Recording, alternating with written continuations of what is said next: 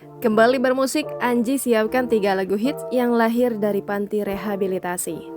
Penyanyi sekaligus musisi Anji Manji sudah melewati masa terpuruknya atas kasus penyalahgunaan narkotika yang membuatnya mendekam di penjara dan juga panti rehabilitasi. Selama 4 bulan, Anji Manji mendekam di dalam jeruji besi hingga Rumah Sakit Ketergantungan Obat Cibubur, Jakarta Timur sejak Juni 2021.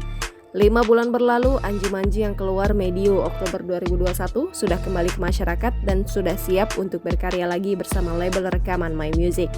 Sebelum keinginannya kembali bermusik menjadi nyata, pria 43 tahun itu sedang menyiapkan 3 lagu pamungkasnya yang sudah jadi dalam bentuk demo. Selama 4 bulan mendekam di RSKO Cibubur, pelantun dia merasakan segudang kegelisahan, terutama rindu akan istri dan anak-anaknya.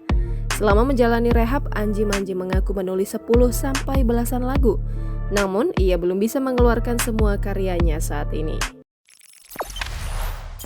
Jangan lupa subscribe, share, komen, dan like ya!